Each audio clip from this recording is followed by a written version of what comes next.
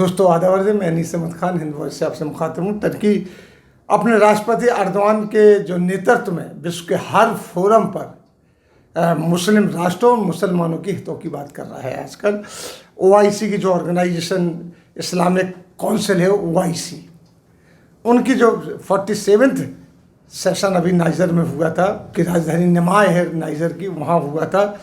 तो उसमें बोलते हुए टर्की के जो विदेश मंत्री हैं महबूब, उन्होंने कहा कि इस्लामोफोबिया कहकर मुसलमानों के लिए नफरत फैलाना एक अंतर्राष्ट्रीय साजिश चल रही है, और ये बिल्कुल हकीकत भी है। इनको पूरे विश्व में उसी तरह फैलाया जा रहा है जिस तरीके से कोविड-19 फैलाया गया था। ये मुसलमान विशेष तौर पर इस्लाम के खिलाफ एक साजिश है।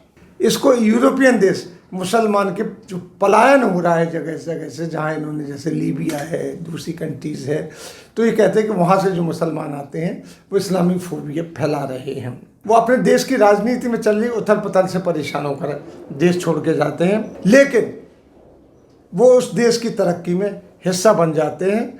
जो टर्की के विदेश मंत्री ने कोट किया है जिन आदमी को, उन्होंने कोविड-19 बनाने वाले 2 साइंटिस्ट जो टर्की के हैं, दंपत्ति हैं अजलम और शाहीन, उनका उदाहरण देते हुए कहा कि इन वैज्ञानिक दंपतियों ने जर्मन में रहकर कोविड-19 के वैक्सीन को खोज की और बनाए, जिससे आज पूरा देश, पूरी दुनिया, देश दुनिया सब जगह उससे फ़ायदा उठा रही है, जिस पर आज अमेरिका की सबसे बड़ी कंपनी फिजर गर्व कर रही है। फिजर ने उस डेवलप किया था, गर्व कर रही है और पूरी दुनिया में बेच रही है। वो उन्होंने फ्रांस के उस एंटी मुस्लिम नीति का लताड़ते हुए कहा कि जिसमें नाबालिग बच्चों को दहशतगर्दी का आरोप लगाकर गिरफ्तार किया जा रहा है, पकड़ा जा रहा है।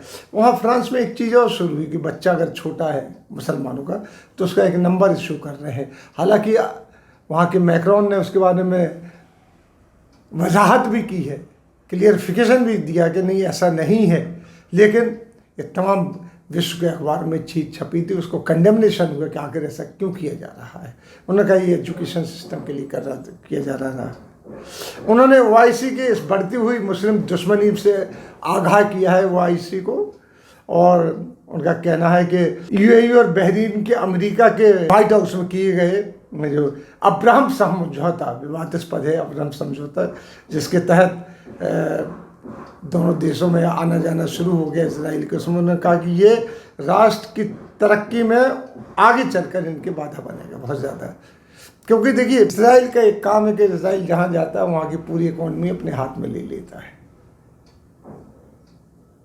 उसके बाद वो बात करता है। अमेरिका इसराइल दोनों एक है, इस तरीके की उनकी पॉलिसी होती है।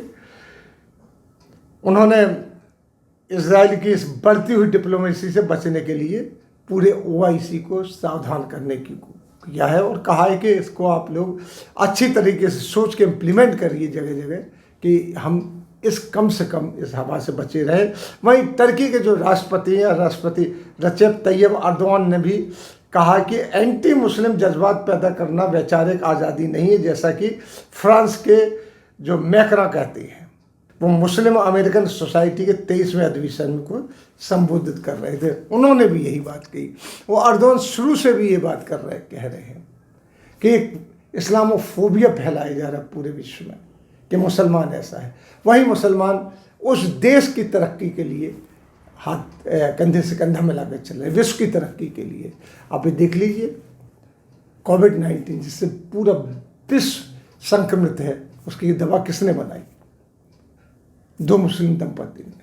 इस तरीके से जो है इनको हाईलाइट नहीं किया जाता है कि मुसलमान कर क्या रहा है, ये हाईलाइट किया जाता है कि तालिबान क्या कर रहे हैं। तालिबान क्रिएशन किसका है? सब जानते हैं कि इनको भी अमेरिका ने क्रिएट किया है। आज अगर जो भी अमेरिका के खिलाफ खड़ा होगा मुस्लिम कंट्री, उसको दबा दिया जाएगा। देखिए, अरब कंट्रीज में अमेरिका छा गया है, वो अमेरिका छा गया। ट्रंप जाएंगे, बाइडन आएंगे, लेकिन अमेरिका की पॉलिसी वही रहेगी, दबे रहेगी। तो अर्दोआन की हिंद वॉइस इसीलिए तारीफ करता है कि वो कम से कम एक मुसलमानों के हक की बात तो उठा रहा है। इसी के साथ हम आपसे लेते हैं विदा। आगे हम फिर आपसे मुलाकात करेंगे। तब तक के लिए दीजिए इजाज़त।